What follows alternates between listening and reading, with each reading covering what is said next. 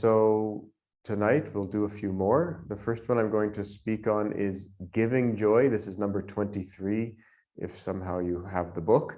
Giving joy rather than demanding joy of others.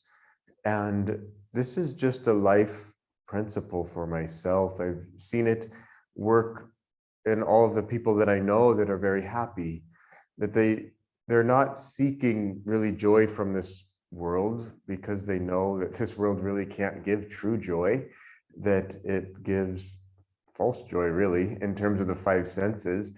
The true joy is which comes from God, which also does come through other people.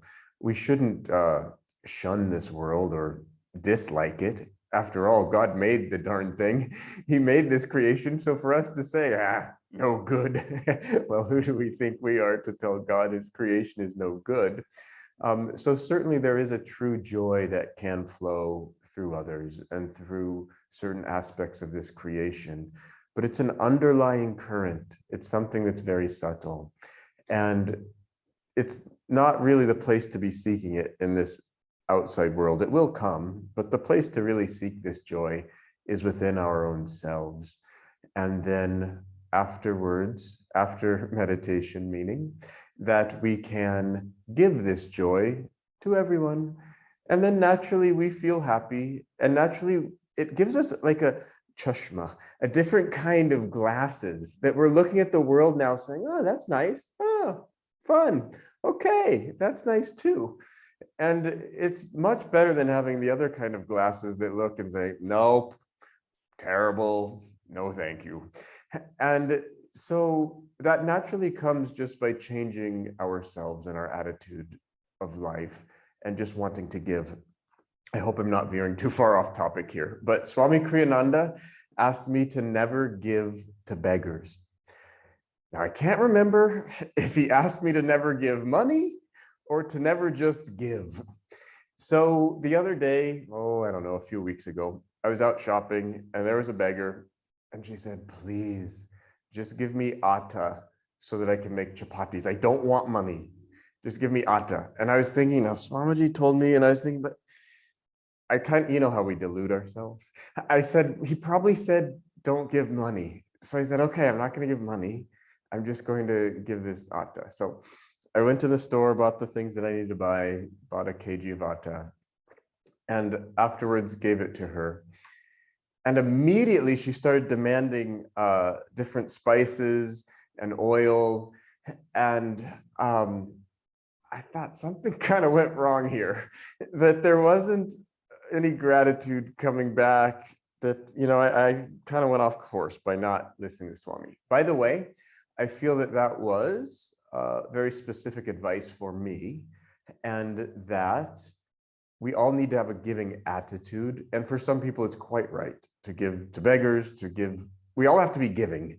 But now, coming back on topic, after that incident, it made me think, okay, I want to be a giver. I want to constantly be giving. Pretty much by the grace of God, I don't really have that many needs, basic needs like food, clothing, shelter, okay, taken care of. And I could spend my life trying to give those things to other people. Food, let's say, shelter, clothing. And I believe that I would get good karma coming back, that then maybe next lifetime, food, shelter, is going to be taken care of. I'm at this strange place where I just don't, I mean, if God even wants to take those away, all right, this is just totally his body. I had a dream the other day. I was meditating up in a mountain cave and only had a loincloth, and some people came to visit, and I just felt embarrassed that I was only wearing the loincloth and I wasn't sure whether I should meet them or not. Anyways, point is, what should we be giving? And this is creating karma. This is not going on just this lifetime. And so in thinking about this and thinking about the atta, the beggar, that I thought, okay, yes, not so sure this is my last lifetime. I might be building karma here. What do I really want to be giving so that next lifetime it comes back? And the answer came to me, I want to be giving joy. I want to be giving spiritual realization, understanding, peace, all of these high things that we're aiming for in meditation, that I want to be giving those. So if I'm thinking it, I don't often think like this, but how to build good karma for next lifetime, well, those are the things that I want back. So those are the things I seek right now. So those are the things that I should be giving. And in this way, it just works. I have the same approach with peace and joy, everything, that I just want to be a giver in this world. But the point here was, let's consider, even once we become givers, what is it exactly that we're giving? And of course, we all know it will come back. So that was point number 23. Point number 25 is harmlessness. And it says harmlessness. The secret of inner peace is harmlessness. Never deliberately hurting anyone. In this world, it's often we think that, well, this guy did this to me. He deserves it. Somebody has to teach him a lesson anyways. Why not me? And that we're going to just teach this guy his lesson so he doesn't do XYZ again. You know, in the Old Testament, if I start quoting the Bible, it's going to be all wrong. Somewhere in that Bible, it says that eye for an eye, a tooth for a tooth. But I feel that was an older time. And that we want to learn to turn the other cheek, that if someone slaps us on this, oh, all right, that we want to not be in that space. Now, let's think about this. Let's say there's a child who's crossing the street without looking both ways and without thinking, and you're the parent. It's your job, perhaps, even to give the child a spanking so that the child learns not to just go rushing off into the street. And then we say, well, whoa, what happened to harmlessness? You were just saying harmlessness. That's a higher dharma, to give a little bit of pain there in order to prevent great amounts of pain. And also different people learn in different ways. Swami Kriyananda Swami Kriyananda's father used to spank one of his brothers all the time. And that brother would just laugh 2 minutes later, forget about it, not really worry about it. He only spanked Swami Kriyananda once. And Swamiji said, why did you do that? Very intently, not emotionally, but kind of like there was no need for that. Just tell me what I did wrong, and then I won't do it again. We can work on an intellectual level here. There's no need for physical beatings. And Swami's father never spanked him again. And so different people are different, and we have to work with them that way. Again, this comes back to our own inner feelings and our own inner thoughts, and that we don't want to be projecting out violence towards anyone. We live in a very violent world, and the normal thoughts of people are just like that. We have to be careful that we don't take on these thoughts. None of the thoughts anyways are yours, none of them. You're just a channel, and they all exist right now, eternally. One of Master's disciples, Durga Mata, I believe, would say that if a negative thought like violence comes in, the first thought, it's not your fault. Don't worry. It's this world around us constantly pumping these things in. But then what you do with that, if you start thinking, yes, violence, let's teach some people some lessons, then it is your fault. I also want to say that wars will go on up high until Treta Yuga, that it's right for countries to defend themselves if they are attacked, that there is a place for violence in the whole scheme of things. But we usually have to ask ourselves, okay, God, what's my part to play right now? And the warrior does have a part. That part exists also. So to make this very simple so we can move on to the next one, ask God, what do you want me to do right here, right now? And learn to listen sensitively, and make sure whichever way we choose to do whatever it is we're doing, that it's dharmic and that it's not coming from an emotional reaction, that it is just calmly the proper thing that needs to be done at that moment. And even when you have to stand up for truth, perhaps even in a violent way, deep on the inside, there does not need to be a desire to do harm. That deep on the inside, it can just be, this is what Dharma is doing right now through me, yet I love all equally. And that circles right back to the parent spanking the child. It's out of love and it's the right thing, and it can be done in a calm manner. Number 26 is working with others, never against them. Somehow this has been in my mind, but Master saying, if you live in a village with 1,000 people, you can have 999 friends or 999 enemies. And he also said that in the business world, let's say you have 999 business associates, that you can work with each one of them and find ways to do things that are mutually beneficial, or you can do as the world is doing now and try to eat up all the other little businesses and not care about them and their families and gain bad karma and maybe come back as a tiger. As Swamiji said, some of these Wall Street businessmen may very well do, since they are greedily just eating up these little things, the little businesses, and not caring about others. I want to tell a story of Master.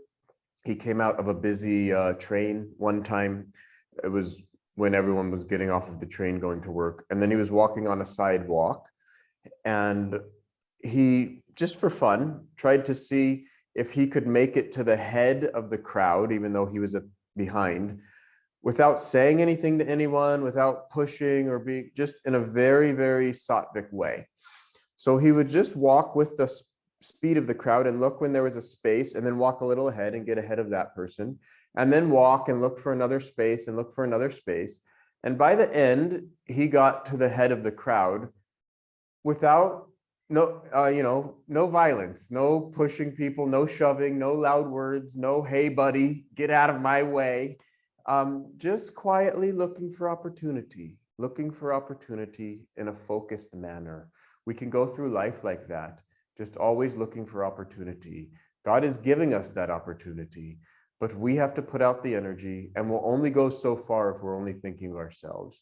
If we're also thinking, how can I uplift others, then we can make it all the way to self-realization. Remember, at some point, you're going to have to liberate 6 others. Okay, lastly, I want to say, this is number 31, loving others impartially without selfish motive. Swamiji said to me once, impartially, by the way, means or not having, you love one person more than you love the other person, basically. Not holding somebody in a higher regard than the other person.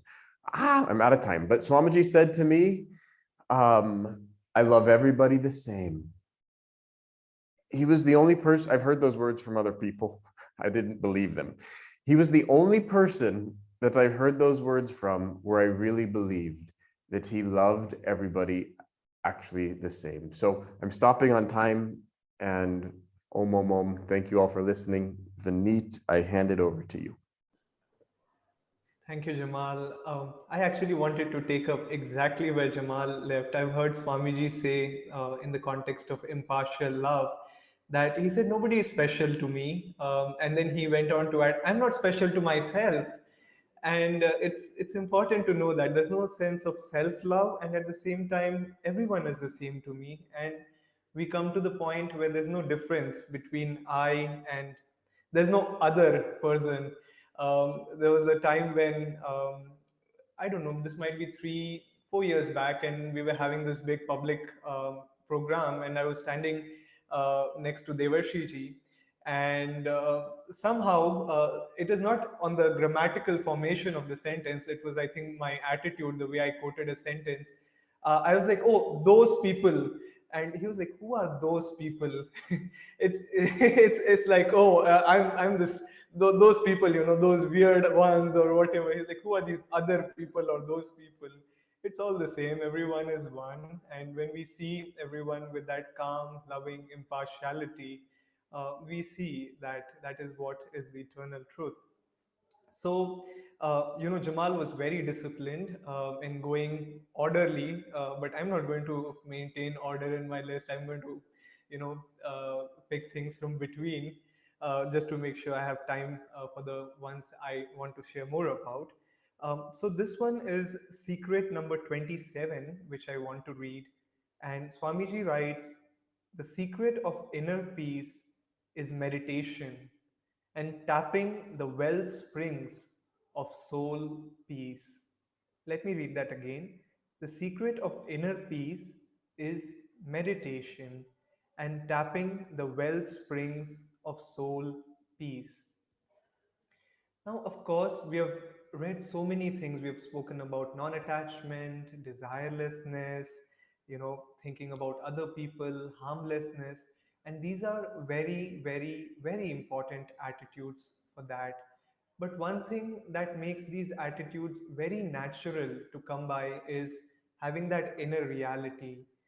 And I'm sure most of us who are attending this or who are together in this evening have been meditating or have some sort of meditation practice.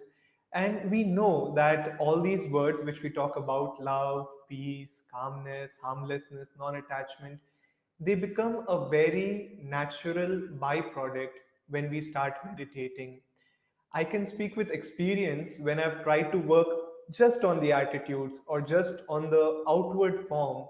That, oh no, I am going to be calm, I'm not going to be harmful, I'm going to be harmless, I'm going to maintain, follow these yamas and niyamas of Patanjali.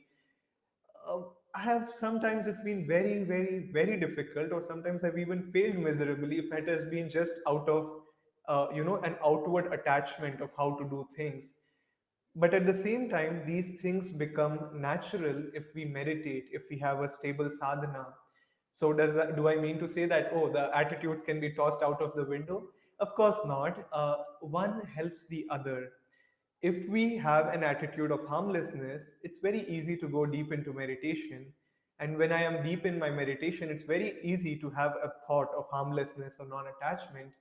But if I am on one hand having a very strong thought of, oh, I want this car, in the case of attachment, it's going to be very hard to meditate, because am I going to meditate on the car or am I going to meditate on God? But on the other hand, if I go deep into meditation, it's going to help me in getting rid of my attachment. So one helps the other, and it's important to have or strike that balance. And very much connected with this secret, Swamiji writes the very next secret, which is secret number 28. He says, the secret of inner peace is raising your consciousness, directing energy to the brain, then centering it at the seat of higher awareness between the eyebrows. And let me read one more so that I can just connect them all. This is secret number 30. Swamiji writes, the secret of inner peace is loving God and striving to be worthy of His love for you. So, meditation, bringing our awareness at the point between the eyebrows, raising our consciousness, loving God, all very much connected.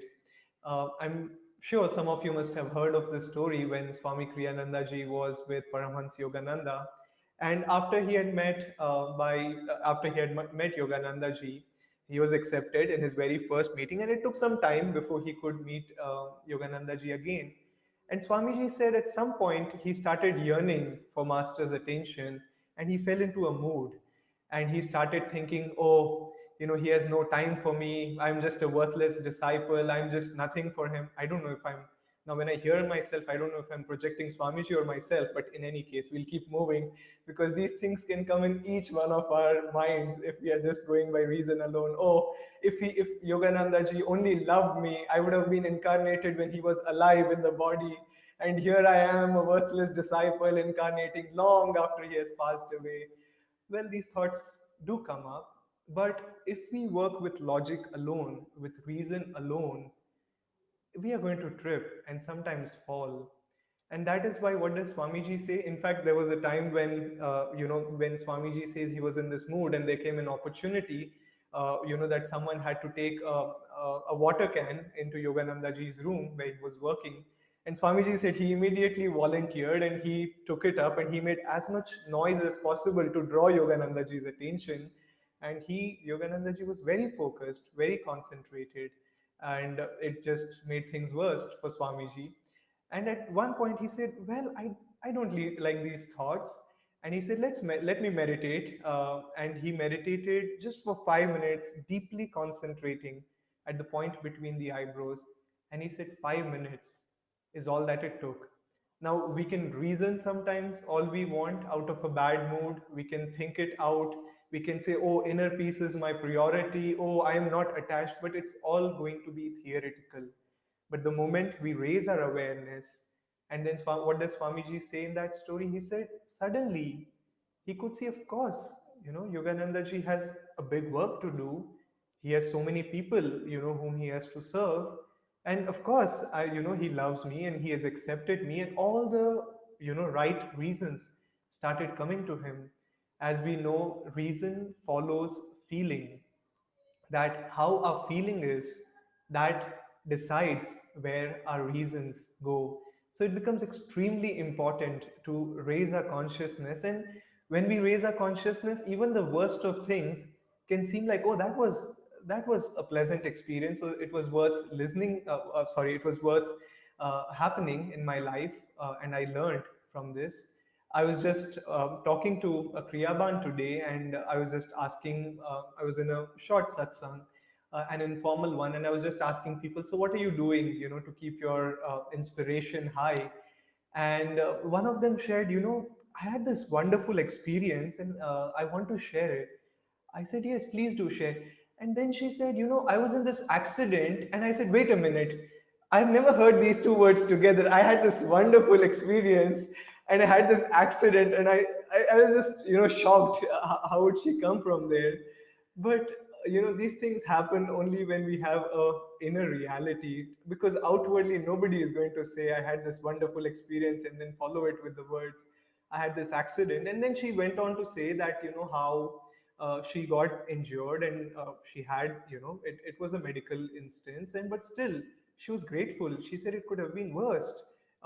This could have happened or that could have happened, but Guruji helped me. And I said, wow, okay, I couldn't have possibly thought about it this way. But again, when the consciousness is raised, when there is deep love for God, and when we have an inner reality, everything seems good and nice. Just like Jamal was talking about that chashma, and it's all about Swami Kriyananda had this experience when there was he had a desk and it was looking outside into the garden or something like that, and it was on through a window.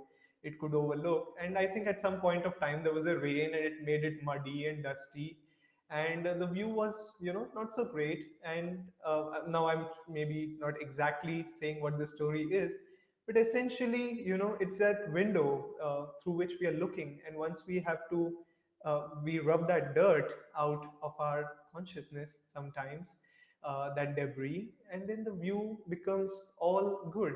It seems like the world is dusty, the world is muddy, the people are off, but it's just the glasses through which we are looking. Let me see how much time I have. I do have some time. Okay. So now this is secret number 22.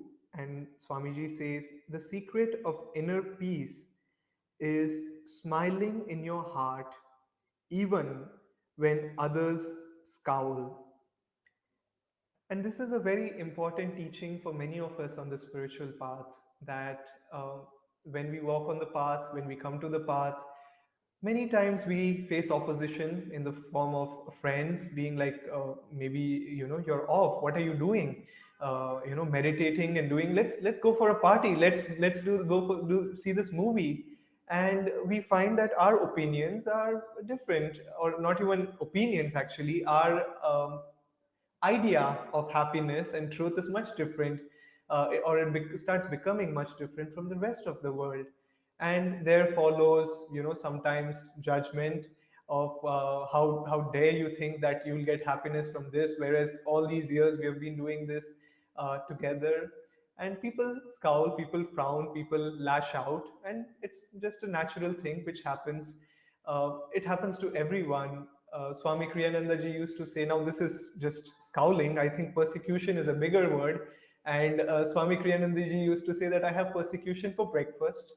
And you might think like, really? But yeah, yeah, his many of them, try to attack him, but he wouldn't let that affect his inner peace. Paramhans Yogananda ji, when he was with Sri Yukteswar, and of course Sri Yukteswar, when we read the autobiography of a yogi, he was severe with his disciples in his training. And once he asked, when there was a big public gathering going on, he asked Yogananda ji to, go fetch him water, a glass of water. And while Yogananda ji went, got a glass of water, and just as he was about to give him, there was this carpet, and his leg tripped over the carpet, and the water, fell out of the glass. And publicly, Yukteswar ji just mocked what Yogananda ji had done, and he said, "Look at this clumsy oaf."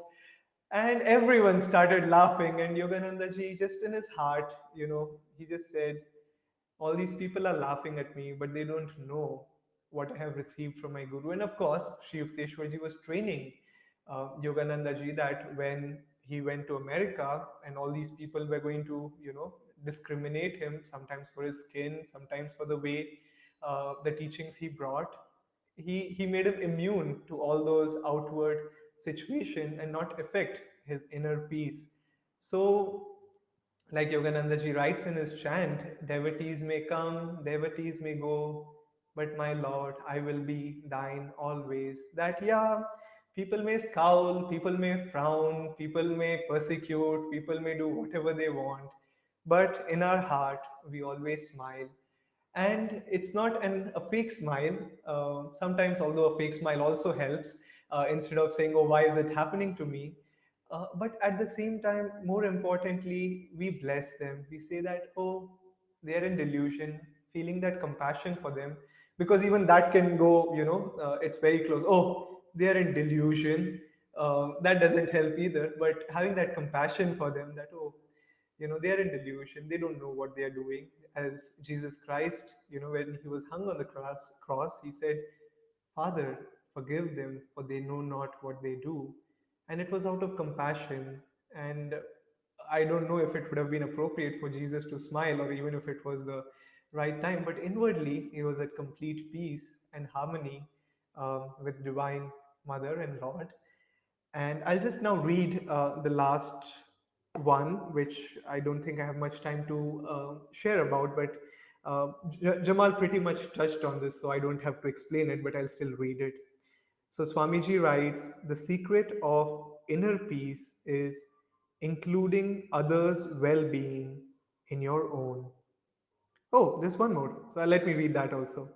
The secret of inner peace is self acceptance, not blinding yourself to your faults, nor hating yourself for them, but claiming your higher reality in infinite light.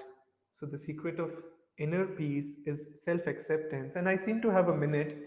And, many times when we come on the path, of course, we feel joyful, we feel happy, but then after a point, when we tread longer, we see all these faults in us. We see, oh my goodness, I bummed the situation, or I did this terrible thing. And we can be very hard on ourselves, and it doesn't help us. So rather, a better situation would be, rather than beating ourselves up, to accepting ourselves exactly as we are, because Divine Mother and God accept us exactly as we are. And after accepting us, seeing what we can do about it. I have beaten myself up so much, and sometimes for days, and only to realize after days that it has not helped me. In fact, it was a very easy way for me that, oh, if I just don't accept myself, I don't have to change myself. And that is a much easier way to go around, rather than changing myself, accepting myself, and then changing myself. So just a little thing over there, that yeah, just let's just accept ourselves exactly as we are, and then work on changing ourselves. So thank you very much for joining us today for these secrets of inner peace.